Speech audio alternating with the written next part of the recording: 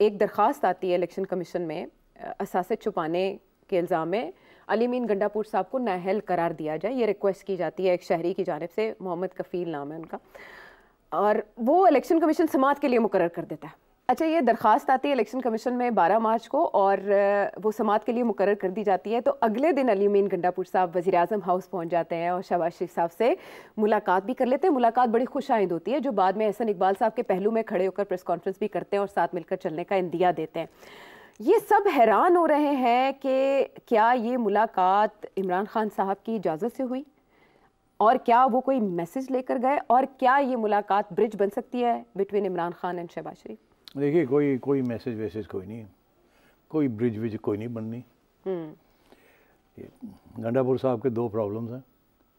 एक ज़ाती जो जिसका हवाला आपने दे दिया कि अब इलेक्शन कमीशन इन्होंने धरेगी, और एन मुमकिन है कि इनकी छुट्टी करा दें वो, बिकॉज वो केस बड़ा स्ट्रॉन्ग है। अच्छा। शायद थोड़ा वक्त लगे, तो जाहिर है you have to give him an opportunity, but Gandapur साहब को पता कि उन्होंने मिस डिक्लेरेशन की है अपनी इलेक्शन नॉमिनेशन फॉर्म्स के अंदर जी। तो बड़े क्लियर इसमें हाई कोर्ट के केसेस हैं कि अगर आप मिस डिक्लेरेशन करें तो 50% ऑफ द केसेस में आप उड़ जाते हैं। 50% केसेस में वो आप ये कह सकते हैं कि जी एक्सीडेंटली मैंने ये लिख दिया, गलती से हो गया, मेरा इरादा नेक था मेरे से, मगर यहाँ तो ये है कि आउटराइट झूठ है ना जो प्रूव किया जाएगा कि जी आपने लिखा कि जी ये मेरी प्रॉपर्टी थी, ये मैंने बेची उसकी बेचने के बाद मैंने उस पैसे के साथ अपनी गाड़ी लैंड क्रूजर खरीदी वगैरह। अब वो जो इल्ज़ाम है कि ये तो प्रॉपर्टी आपकी नहीं थी, तो आप कैसे कह सकते हैं कि ये पैसे आपके थे और आपने खरीदी कहाँ से? तो ये प्रॉब्लम बन सकता है उनके लिए। अच्छा। और ख्याल है ये तलवार लटकाई जाएगी, इसको एक्सिक्यूट नहीं किया जाएगा। कुछ ऐसे केसेस होते हैं जिनको लटकाया जाता है, जब चाहे बटन दबाएं तो गंडापुर साहब को ये पैगाम मिल जाएगा और ये मिल गया होगा कि बच्चू तेनू तो जिन्होंने चाहिए ऐसी नॉकआउट कर दी, तो you behave yourself. Okay, now comes the second dimension. तो गंडापुर साहब ने सोचा होना कि हुण मैं मरवट ने कहना कि ओए तू ही शोर पा, मैं थोड़ा जरा संभल के चलना। अच्छा, good cop bad cop. Good cop bad cop इतना भी गुड नहीं बनेगा गंडापुर, वो तो आउट ऑफ कैरेक्टर होगा, up and down, hot and cold. मगर जो सेकंड इशू है वो बड़ा इंटरेस्टिंग है। वो पैसे लेने गया है। हाँ जी, पैसे लेने गया जी। कुछ ड्यूज हैं केपी गवर्नमेंट क्योंकि नहीं मिली पहले। हाँ, पहले नहीं मिले, लेकिन अब केयर टेकर ने नहीं दी जी, केयर टेकर्स ने नहीं दी। तो अब क्या इनका ये ख्याल है कि ये गवर्नमेंट उनको दे देगी जिसको ये अपोज कर रहे हैं और जिसको ये गालियां दे रहे हैं और जिसको ये तस्लीम भी नहीं करते। तो ये पैसे जो है ना ये बड़े ज़रूरी हैं केपी के लिए। वहाँ ये पैसे मिलेंगे या नहीं मिलेंगे, कितने मिलेंगे कितने नहीं मिलेंगे, किस स्टेज पे मिलेंगे, क्या लारी लपा होगा, क्या नहीं होगा, सख्त ज़रूरत है पैसे की केपी को। पैसे के बगैर केपी की गवर्नमेंट चल नहीं सकती। ये पैसा फेडरल गवर्नमेंट से आता है, it's part of the instalment of the national finance commission award. एक तरफ तो ये प्रेशर है एस्टैब्लिशमेंट की तरफ से कि नेशनल फाइनेंस कमीशन अवार्ड के जो सब प्रोविंसेस को पैसे दिए गए हैं और जो रहते हैं वो मत दें वापस उनको, क्योंकि हमें फेडरल गवर्नमेंट को जरूरत है टू मीट IMF टारगेट्स। अच्छा, तो पंजाब तो दे देगा, सिंध नहीं देगा, केपी कह रहा है मैंने नहीं देने। ठीक है, बलूचिस्तान के बाद थोड़े बहुत है वो ये काट ही लेंगे, मैं हमेशा कहा। तो फिर तो मसला बन जाएगा ना फेडरल गवर्नमेंट के लिए। तो इसलिए मेरा ख्याल है गंडापुर साहब और केपी की हुकूमत को इस बात का एहसास हो गया है कि शायद हमें पैसे ना मिले, जो हमें नेशनल फाइनेंस कमीशन का जो आखिरी इंस्टॉलमेंट्स रह गई हैं वो ना मिले, तो जाओ जाके फेडरल गवर्नमेंट गल करो तो सानू पैसे दो। मेरा नहीं ख्याल कि इनको पैसे मिलेंगे, कतरा करके देंगे ताकि ये बिहेव करें। मगर ये गए थे पैसे लेने, मेरा ख्याल है अमाउंट सिग्निफिकेंट है, छोटी अमाउंट नहीं है।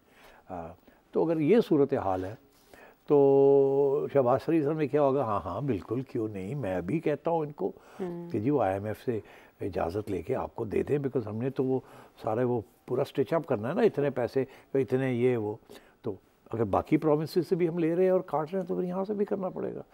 उसने इनको कह दिया जी मेरी तरफ से कोई प्रॉब्लम नहीं है, साथ ये लीक कर दिए बात के IMF से भी ज़रा बात कर लेते हैं कि ये रिलीज़ कर दें या ना करें। थोड़े से पैसे रिलीज़ हो जाएंगे, पूरे पैसे नहीं होंगे, वो डेंगल करेंगे, behave yourself if you want this money. अभी बजट आने से पहले 3-4 महीने तो पड़े हैं ना, जून में आएगा बजट, 3 महीने तो पड़े हैं ना, ये आखिरी इंस्टॉलमेंट है। मेरा ख्याल है इस इंस्टॉलमेंट का अगर 25% हिस्सा भी केपी को मिल जाए तो गनीमत होगी, ये नहीं देंगे। तो ये पैसे लेने आए हैं, इनको पता है कि ये एज चीफ मिनिस्टर कामयाब नहीं हो सकते unless he does some relief work. ये रमज़ान का महीना है एंड सो ऑन, वहाँ किटी खाली हुई हुई है। तो ये ही ड्यूज़ हैं, कोई बिजली की हैं, कोई ये है, कुछ एनएफसी से पैसे आने हैं। तो इन्होंने ये गए होंगे वहाँ लंबी चौड़ी लिस्ट लेके, इतने पैसे ये ड्यू हैं, इतने पैसे ये ड्यू हैं। उन्होंने कहा 19 मार्च को बैठे हैं, वजारत खजाना के अफसरान को कहा है आप IMF के बाद बैठे इनके साथ और इनके, तो वो बैठेंगे और कहेंगे जी है तो चैलेंज करते हैं, ये तो इतना है नहीं, ये गलत फिगर है। अच्छा, ये फिगर आपने कहाँ से ले ली, हमारा फिगर तो ये शो करता है। पहले तो यहाँ झगड़े डाल देंगे, फिर कहेंगे जाओ जाके पता करके आओ, टाइम पास होगा। फिर कहेंगे अच्छा ये रिलीज़ कर देते हैं, इसको इतना कर दें तो इसको बाकी जो हम चेक करते हैं, तो ये जो है इसको हम चलें, अच्छा हम कुछ करते हैं जी, करते हैं जी। तो 2-3 हफ्ते 4 हफ्ते तो इधर खींच देंगे, फिर उसके बाद थोड़े से पैसे फेंक देंगे। वो कहेंगे ये तो पूरे नहीं दिया आपने। मैंने कहा नहीं वो हम दे देंगे, ज़रा भी थोड़ी सी प्रॉब्लम्स आ रही हैं, वो अभी आपको पता ही है ना IMF का, जैसे पहले सिंध के साथ होता रहा। तो आपको पता होगा, आप तो IMF के पास गए थे कि बिल्कुल कोऑपरेट भी ना करे, तो अब आप कैसे हमें कह सकते हैं, किस मुंह से कहते हैं, किस मुंह से कहते हैं। तो इसलिए मेहरबानी करें, बैठे चुप करके बैठो। अच्छा, यानी पहले जो सिंध के साथ विफाक के मामलात होते थे, अब केपी के साथ भी वही होगा, वही रवैया होगा। अच्छा, जब टेबल्स टर्न करने की बात होती है, आपने 4 हलकों की बात की थी, असद कैसर साहब उसको थोड़ा आगे ले गए हैं, वो 10 हलकों के ऑडिट की बात कर रहे हैं। लेकिन हम ये देख रहे हैं कि पाकिस्तान तहरीक इंसाफ ये नैरेटिव बिल्ड कर रही है कि 20 हलके जो हैं वो पलटाए जाएंगे और वहाँ से हमारी सीटें हमसे छीन ली जाएंगी। अभी हमने गुजरांवाला में NA 81 का भी देखा कि वहाँ रीकाउंट में मुस्लिम लीग नून के उम्मीदवार जीत गए, PTI के हल्फ उठा चुके हैं, वो जीत गए। क्या रीकाउंट में वो खदशात PTI जो जाहिर करी है वो दुरुस्त साबित हो सकते हैं? देखिए, अगर आपने 5 सीटें या 10 सीटें खुलवानी है ना नून लीग की, तो आप जो डिमांड करेंगे वो 20 का डिमांड करेंगे। ये एक नॉर्मल नेगोशिएशन का टैक्टिक है। आपने गाड़ी बेचनी है 50 लाख की, आप कहेंगे यार मैं तो मेरी डिमांड है 75 लाख। वो कहेगा यार 30-35 तो उतने दे नहीं सकते, तो ये फिर चलेगा 30-35 से 40 हो जाएगा, वहाँ 75 से 60 पे आ जाएंगे, इवेंचुअली डील होगी जाके 40-50 के ऊपर। यहाँ भी वही है कि इन्होंने पहले तो 4 मांगी थी, अब जब उन्हें पता चला कि 4 शायद होने जा रही हैं, ठीक, और मेरा ये व्यू था कि इसमें कुछ दाल में काला है। तो वो पता चल जाएगा एज वी गो फॉरवर्ड। अभी फैसल वावड़ा साहब को किसी ने पूछा, और आपको पता है फैसल वावड़ा साहब कौन है? फैसल तक मुझे पता है, वावड़ा का नहीं पता। अच्छा, तो वावड़ा साहब को किसी ने पूछा एक एंकर ने कि वावड़ा साहब है जी गल चल रही है जी गल चल रही है कि 4 सीटां, हाँ जी, जिहदे विच नवाज शरीफ साहब नूं तुसीं शायद नॉकआउट कर दिओ जी, तो चक्कर की है, हाँ, तो ये सही है, बड़े बड़े सहाफ़ी बात कर रहे हैं। तो उन्होंने कहा देखे, वो कह सकते थे नहीं सही, कह सकते थे सही है, मगर जब क्योंकि वो खुली बात करते हैं ना, वो तो ये कह रहे हैं कि 15 दिन के बाद मसले बनेंगे, हाँ, ये नहीं कह सके कि ये सही है ये गलत है। तो कहते हैं वो देखिए ना, वो तो फिर इलेक्शन कमीशन जो है ना वो देखेगी इस चीज़ को कि क्या करना है, ये चीज़ें तो वहाँ पड़ी हुई हैं, तो देखते चले आप, अगले 8-10 दिन में क्लियर हो जाएगी बात। तो उससे तो यही पता चलता है कि हम सही ट्रैक पे चल रहे हैं, कुछ गाल में काला है, कोई थ्रेट है, या तो मियाँ साहब को नरम करने की कोशिश की जा रही है विद दिस थ्रेट, या शायद PTI को अपीज़ करने की कोशिश कर रही है कि हम इधर भी 3-4 नॉकआउट कर दे रहे हैं और आपके भी 8-10 जो नॉकआउट हो रहे हैं, जो उधर उनको डर लगना शुरू हो गया, हाँ, कि हमारे 20 नॉकआउट हो रहे हैं, उनको शायद डर लग रहा है 8-10 उनके नॉकआउट ना हो जाएं। तो ये चीज़ें गेम्स अब शुरू हो गई हैं चलनी, और मेरा ख्याल है इस्टेब्लिशमेंट जो है बड़ी माहिर है इन चीज़ों में कि दोनों को चलाना। तो लेट्स तरीके से ये कहाँ जाती है। और बाकी भी ये आयशा के जब ये इस किस्म की चीज़ होती है ना, इस बड़े पैमाने के ऊपर गड़बड़ हो जाए अगर, हाँ, तो वो सही नहीं होती, वो कहीं ना कहीं गड़बड़ रह जाती है, हाँ, हाँ, उसको फिर बाद में ठीक करना पड़ता है, हाँ, वो अंग्रेजी में कहते हैं ट्वीक करना पड़ता है, वो मतलब ढिले कोई तस्में पूरे बंदे नहीं जाते, वो बनने पैंदे ने, कोई चीज़ रह जाती है उन्हें ठीक करना पैंदा है। तो ये वो टिंकरिंग अब होगी कि थोड़ी बहुत प्रूनिंग हो जाए, जैसे कहते हैं ना पत्ते काट के तरह थोड़ा खूबसूरत सा प्रोजेक्ट बन जाए। अच्छा। कुछ शायद इनको ज़्यादा सीटें मिल गई हैं वो कम हो जाएं, कुछ सीटें नवाज शरीफ साहब को जो मिली हैं शायद वो उनसे ले ली जाएँ, ताकि नवाज शरीफ साहब और PTI पीपल्स पार्टी और नून लीग जो हैं ये भी थोड़े से सेट हो जाएँ, ज़्यादा ही ना अखा कड्डन साढ़े नाल साड़ी गल ना मनन। आगे बहुत सी चीज़ें आनी हैं जहाँ नून लीग के जो बाहर लोग जो बैठे हुए हैं वो इन हो जाएंगे, वो बहुत प्रेशर डालेंगे उन लोगों के ऊपर जो अंदर बैठे हुए हैं। अच्छा, कि आप ये क्या कर रहे हैं, हमें और बदनामी हो रही है और आवाम हमसे दूर हो रही है। जावेद लतीफ़ साहब जो भी है, अब नाम जावेद लतीफ़ साहब भी है और भी बड़े हैं जो कि नाखुश हैं, और मियाँ साहब सबसे ज़्यादा नाखुश होंगे। तो मैं ये समझता हूँ कि ये अब गेम चलेगी, जैसे जैसे चलेगी खादम हाज़िर है, हम आपको बताएंगे क्या हो रहा है। जमहूरियत की ट्यूनिंग के वाले से तो आपने खूब कहा, हमेशा से चलती आई है और अब मज़ीद होगी, और इसके नित नए अंदाज हम देखेंगे आने वाले दिनों में। हम वापस आते हैं ब्रेक के बाद।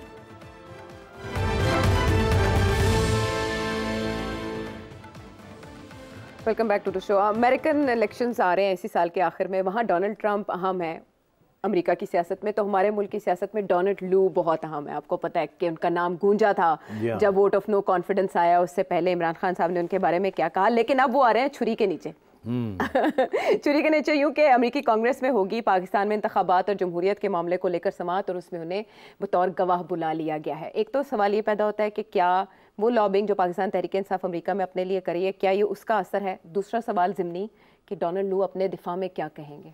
ये बड़ा इंपॉर्टेंट सवाल है। इसमें कोई शक नहीं है कि पीटीआई की जो फॉरेन पॉलिसी इस्टेब्लिशमेंट है पीटीआई की, अमेरिका में है या यूके में है या यूरोप में है, अमेरिका में तो बड़ा पैसा है उसके पास, और उन्होंने लॉबिस्ट भी हायर किए हैं और उनकी काफ़ी क्लाउट है with the local congressman and senators, इसमें कोई शक नहीं है। और ये कल्टिवेट किया जाता है ओवर अ लॉन्ग पीरियड, इसमें डॉक्टर्स और प्रोफेशनल्स लीड में होते हैं। और वो कंट्रीब्यूट भी करते हैं to the election campaigns of senators and congressman. कोई $1000 देता है, तो उनका वहाँ सिस्टम ऐसा है कि लोकल जो है, you have access to your senator and your congressman, तो एंड दे आर रिस्पॉन्सिव। तो ये इसमें कोई शक नहीं है कि आपको याद होगा शुरू में हमने खबर सुनी थी कि पीटीआई ने 4 कांग्रेसमैन घेर लिए और उनसे बयान दिलवाया था कि पाकिस्तान इलेक्शंस जो हैं वो गड़बड़ हो गई है, देखा जाए। और मैंने आपसे कहा था इससे कुछ नहीं होगा, ये ज़्यादा होने पड़ेंगे, फिर जाके शायद कोई बात इनकी बने, कोई सुनने के लिए तैयार हो। उसके अगली स्टेज फिर इन्होंने मेरा ख्याल है 20 या 30 के करीब लोग इकट्ठे कर लिए, उनसे सिग्नेचर्स ले लिए और उनसे रेजोल्यूशन पास करवाया कि आप इंतखाबात और हुकूमत को तस्लीम ना करें जो पाकिस्तान में। तो उसके बाद फिर एक प्रेशर बिल्डअप हो गया, जिसकी वजह से अब ये कांग्रेसनल हियरिंग कॉल हो गई। This is the classic American way of drawing attention, and because lobbyist का सिस्टम है वहाँ, और वहाँ के जो पीटीआई के लोग हैं उन्होंने डन अ गुड जॉब। वो और बात है कि एक तरफ गाली दे रहे थे, तब जब जरूरत पड़ गई तो उन्हें आगे जाके किटने झोंक दिए कि हाँ जी तुसी आ जाओ माई बाप। पहले गालियाँ दे रहे थे कि माई बाप जो है उनकी ऐसी तैसी, स्लेवरी और ये वो, और अब उसी माई बाप के बाद पहुँच गए। But then give them credit कि यू टर्न के तो मास्टर हैं और सियासतदान होते ही हैं। अब बाय द वे ये यू टर्न तो पीटीआई तो के हम समझते थे पीटीआई मास्टर है, मगर नून लीग भी लगता है ऐसे कि उन्होंने भी एक एमएससी कर ली है यू टर्न यू टर्न्स के अंदर, ठीक है ना। अच्छा, हाँ, वो नजर आ रहा है ना, बयानिया शानिया सब फारग हो गए। Masters in science of U turn, masters in science of U turn. Khan साहब तो पीएचडी थे, ये पहुंच रहे हैं, इनका पहला साल मतलब एमएससी तक हो गया इनका, खान साहब ने सिखाया। हाँ, तो खान साहब की politics is very popular now, कि यू टर्न पॉपुलर, तो वहाँ इन्होंने कर लिया है। And I think to answer your question, this is directly a result of the lobbying, and hats off to PTI America, जिन्होंने ये एफर्ट करके और यहाँ तक ले आए। इम्पैक्ट क्या होगा? अब ये इम्पैक्ट क्या होगा? ज़ीरो इम्पैक्ट इसका कोई नहीं होगा। एक साइकोलॉजिकल इम्पैक्ट है जो कि अब हम बात कर रहे हैं इसके ऊपर, ये साइकोलॉजिकल इम्पैक्ट है। डोनाल्ड लू का जो जाना है ना, that itself is a give away, meaning उससे पता चलता है कि इसका कोई चीज़ इसमें से पीटीआई के लिए नहीं निकलनी। अच्छा, क्योंकि डोनाल्ड लू जो है, अगर वो ऐसी कोई बात कर दे कि पाकिस्तान में गड़बड़ हुई है, तो वो तो अपने पाँव पे कुल्हाड़ी मारेगा ना, ठीक है ना। बिकॉज उसके ऊपर तो ये इल्ज़ाम है कि वो तो चाहता ही नहीं था कि इमरान खान इलेक्शन जीते या रहे जी। वो तो पहले चाहता था कि ये जाएं, फिर ये तो नहीं चाहता होगा ना कि जाएं और फिर आ जाएं वापस। तो वो तो अब यही बात करेगा। उसको भेजा गया है 2 बातों के लिए। एक ये कि अपना मौक़िफ़ जो है कि we were not involved in the Pakistani in the politics, ठीक। मगर उसके साथ साथ ये भी कि therefore we are not involved in the electoral process. हमारा यही मौक़िफ़ है कि ये इंटरनल अफेयर्स हैं, वो वहाँ अदारे हैं, अगर कोई प्रॉब्लम हुआ है तो वो जाए वहाँ। हाँ, हमने भी सुना है कि कुछ इरेगुलरिटीज़ हुई हैं, कुछ रिगिंग के क्लेम्स हैं, हमें सुना है, हम देख रहे हैं इन चीज़ों को, क्योंकि वहाँ सवाल होंगे ना कि आपने कोई तफ्तीश की है, आपका क्या ख्याल है, ये सही है, ये गलत है, तो वो गोल मोल जवाब देगा। कभी भी ये नहीं कहेगा कि हाँ वहाँ रिगिंग हुई है और हम उसको कंडेम करते हैं, ऐसे कभी नहीं होगा। वो कहेगा हम चेक कर रहे हैं, हम देख रहे हैं, कुछ लोग कहते हैं मगर पाकिस्तान की हुकूमत बड़ी स्टेबल है इस वक्त, इसीलिए IMF जा रहा है वहाँ, एंड इस किस्म की वो बातें होंगी डिप्लोमेटिक, और कोई रिलीफ नहीं मिलेगी PTI को फ्रॉम द कंग्रेशनल हियरिंग्स। थोड़ी सी शर्मिंदगी होगी डोनाल्ड लू को, क्योंकि जिन लोगों ने ये किया है वो बैठे में अब सवाल जवाब करने के लिए, और वो बड़े लीडिंग क्वेश्चंस होते हैं। Do you agree there was rigging और नो रिगिंग? तो आगे से डोनाल्ड लू कहेगा well sir we really don't know, we have read reports that there was some rigging but we can't be too sure. कहेंगे but then what is the state department, you are in the state department, don't you think you should know what is the CIA report on this? Well sir we still have not had time to peruse it, as you know the administration is very involved in the electoral politics and blah blah blah, but we are looking into it and we have set up, so we've asked the State Department to do this in drama। अच्छा, ठीक है, और थोड़े पसीने आएंगे Donald लू को, मगर उसी को भेजा इसीलिए गया कि जाके उन्होंने अपनी रोटी कमा जा रही। बहरहाल मैंने हेयरिंग पहले ही देख ली, थैंक यू सो मच। अब एक सवाल का जवाब बहुत से आए हैं लेकिन हम क्विकली, क्योंकि फ्यू मिनट्स लeft। मलिक आमिर साहब, 2 मिनट में। हाँ, मलिक आमिर साहब कुछ जानना चाह रहे हैं पाकिस्तान के हालात को लेकर। जी, पाकिस्तान के हालात मुस्तकबिल करीब में साल 1.5 साल में ठीक हो जाएंगे? जो हम बैरून मुल्क हैं, जो छोटी मोटी जॉब इधर कर रहे हैं ताकि हम वतन वापस आ जाएं, जितने पैसे हम यहाँ कमाते हैं इतने पाकिस्तान में हम कमा लें। पाजी जिथे बैठे हो टिके रहो उथे, मैं तो यही आपको एडवाइस दूंगा। देखिए ये जो इस वक्त जिस फेज़ में से पाकिस्तान गुजर रहा है ना, ये बड़ा टफ फेज़ है। ये तो खुद आज या कल औरंगज़ेब साहब जो नए फाइनेंस मिनिस्टर आए हैं उन्होंने खुद कहा है कि इस वक्त तो हम ब्लीडिंग रोक रहे हैं और स्टेबलाइजेशन कर रहे हैं, तो तवक्को मत करें कोई नौकरियां निकलेंगी या जॉब्स निकलेंगे या जल्दी जल्दी इन्फ्लेशन कम हो जाएगी या बिज़नेस के इंटरेस्ट रेट्स गिर जाएंगे और बिज़नेस कारोबार शुरू हो जाएगा। तवक्को ना करें। इस वक्त और इश्यूज़ हमारे लिए, कितना टैक्स कलेक्ट करना है, कितनी कीमतें बढ़ानी है एंड सो ऑन। ये जो इशू है ग्रोथ का, जिसके साथ मुलाजमतें बनती हैं, नज़र आती है, तजारत शुरू हो जाती है, इन्वेस्टमेंट तो वो कह रहा है कि अगले 3 साल के बाद ये इसका वक्त आएगा। अगर ये अगले 2 साल 2.5 साल हम ठीक निकाल लिए हमने, और ये IMF का प्रोग्राम बरकरार रहा और हमने कोई गड़बड़ ना की या कोई गड़बड़ हो ना गई, तो इसलिए मैं भाई साहब को यही कहूँगा आयशा कि आप शुक्र करें जहाँ आप बैठे हैं, रोटी पानी निकल रहा है आपका, इतने पैसे बना लेते हैं कि कुछ घर भेज देते हैं, बैठे रहें यहाँ, वहीं अपने हालात को बेहतर करें। अगर 3 साल के बाद आपको नज़र आया कि हालात यहाँ बेहतर हो रहे हैं, लड़ाई झगड़े ख़त्म हो गए हैं, इन्फ्लेशन महंगाई कम हो रही है, नौकरियाँ मिल रही हैं, खुशहाली आ रही है, तो फिर आप आ जाइएगा। मगर अभी बिल्कुल सोचिए भी मत वापस आने का, अभी इंतजार बिकॉज यहाँ तो लोग दिन रात मुझे अप्रोच कर रहे हैं जी वीज़ा लै दो असं निकलना है, तो लोग दौड़ू ने तो तुसी वापस आने तो सोच रहे हो। बिल्कुल बिल्कुल, वीज़े भेजने हैं, आप तो लोग रिक्वेस्ट कर रहे हैं वीज़ा भेजें, स्पॉन्सर भेजें, ब्रेन ड्रेन हो रहा है पाकिस्तान से। बहरहाल मगर मैं मायूसी की बात नहीं कर रहा, मैं आपको हकीकत बता रहा हूँ। हाँ, ये ना हो कि मैं कहूँ आ जाओ तो आ गए थे, जुतियाँ पहनते तुसी मेरे घर आ जाओ, और सेठी साहब तुसी कैसी आ जाओ तो कौन सा नौकरी दियो, मैं भी दौड़ जाऊँगा फिर। बहरहाल अभी तो IMF वफ्द आया हुआ है पाकिस्तान और 4 दिन उनका स्टे है। अभी तक जो इब्तदाई मालूमात है उसके मुताबिक तो उन्होंने पाकिस्तान से डू मोर का मुतालबा किया है, तो आने वाले दिन सख्त और करख्त हो सकते हैं। इसके लिए टर्बुलेंस के लिए पाकिस्तानी तैयार रहें। आप सिटी साहब से मज़ीद कुछ जानना चाहें तो इस नंबर पर अपना सवाल भेजें। अगले प्रोग्राम तक के लिए इजाज़त दें।